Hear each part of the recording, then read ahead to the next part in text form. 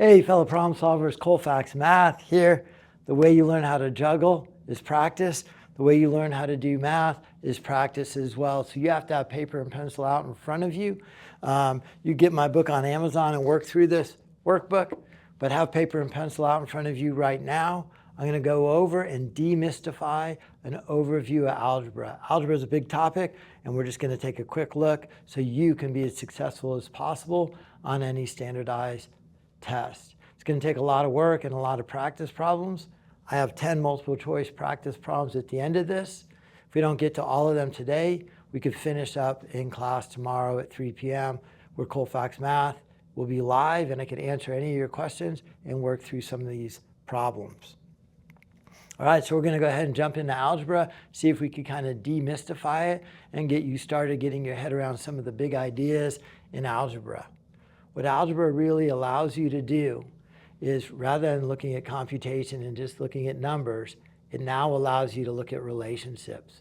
What's the relationship between elevation and temperature?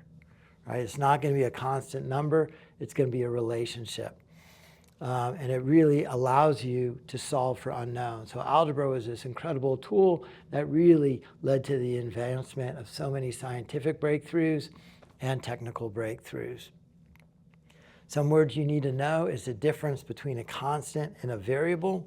A constant is just a number. A constant is something like 5 or 6 or 9 or a million. It is also a number like pi. That's the Greek letter pi. It doesn't mean an unknown. It means 3.14. So those are constants. Variables are x or a y or the letter a. It is an unknown that you are solving for. It can change. And then the third word is a coefficient. A coefficient is a number in front of a variable. So again, write this down. A constant is a number. A variable is the unknown, x or y. And a coefficient is the value in front of the variable. So our first big idea is understanding what constant and variables are. Our next idea that we're going to look at is the difference between expressions and equations. An expression is a mathematical phrase like 3x plus 5x. It is an algebraic expression, but there is no equal sign. If I have 3x plus 5x is equal to 16, this is an equal sign. This is an equation, and this is an expression. And what you do with these things is very different. You can't solve an expression. An expression is just a bunch of terms, and the only thing you could do in an expression is combine similar terms. So I have 3 of these x's plus 5 of these x's. That is equal to 8 of these x's. What is x? I don't know, because it's not an equation. On this right here, I have that equal signs. It is an equation. I follow that same idea of combining similar terms. 3x and 5x is 8x. Now 8x is equal to 16 because it's an equation. I have to solve for x. Well, 8 times what is 16? So I know x has to be 2. That is the only constant that could fit into that variable to make this equation true. Okay, let's move on to our third idea. Our third idea in algebra is the golden rule of solving.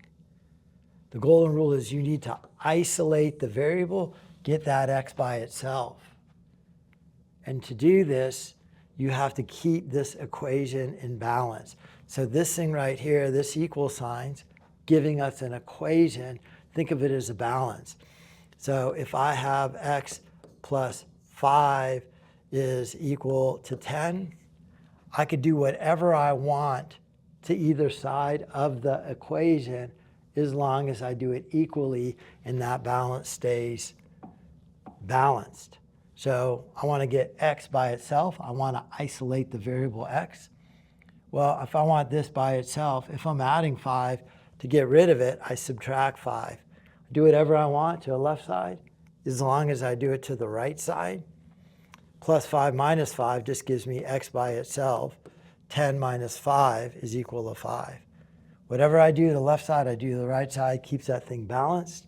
And now I am able to isolate my variable and see that x is equal to 5. So first thing we looked at is the difference between constants, 5, and variables, x. Then we looked at equations with an equal sign or expressions. Then we looked at the golden rule of solving, isolating the variable, getting it by itself, and keeping that equation balanced. Okay, let's move on to rule number 4, inverse operations.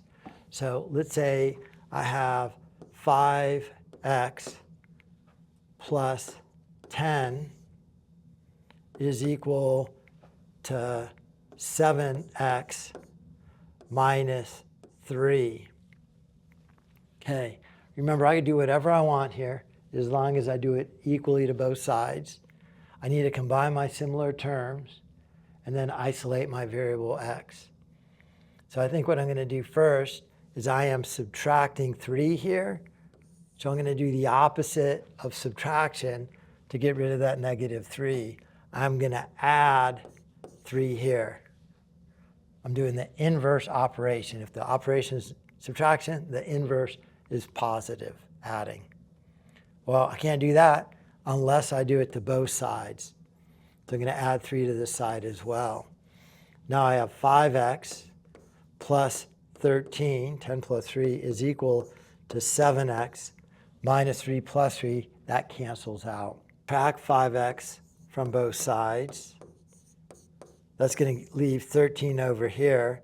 7x minus 5x is 2x. Next thing I want to do is get x by itself. I am multiplying by 2. Now I need to divide both sides by 2. Those cancel. I have x by itself. I do whatever I want as long as I do it to both sides. 13 divided by 2. 2 goes into 13 6 times to give you 12 with 1 left over. So that's 6.5. So my inverse operations, whatever I am doing, I do the inverse. So if I want to get rid of a negative 3, I add 3. If I want to get rid of a positive 13, I would subtract 13. If I want to get rid of a positive 5x, I subtract 5x. Remembering I could only combine similar terms.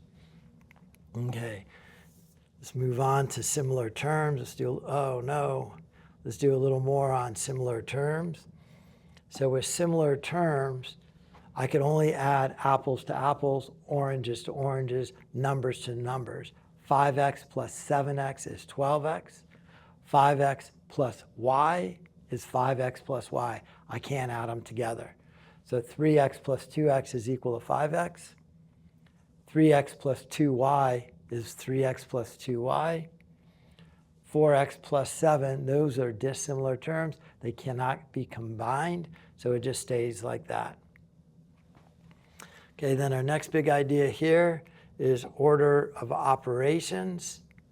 And here what we really want to do is simplifying expressions. And we're always going to use our order of operations. The mnemonic device we remember is PEMDAS, parentheses, exponents, multiplication or division together, addition, subtraction together. And then inside of these windows, we go left to right. So let me give you an example of that. Let's say I have 5x squared plus 3 plus x times 3 plus 2. So this equation or expression, this is an expression because there's no equal sign. I'm going to kind of combine similar terms following my rules. My parentheses have to go first, so I have 5x squared plus 3 plus x. 3 plus 2 is 5. Next thing I need to do, there are no exponents here. Well, there's a square there, but I'm not doing anything with that. Then I need to do my multiplication and division to give me 5x squared plus 3. 5 times x is 5x.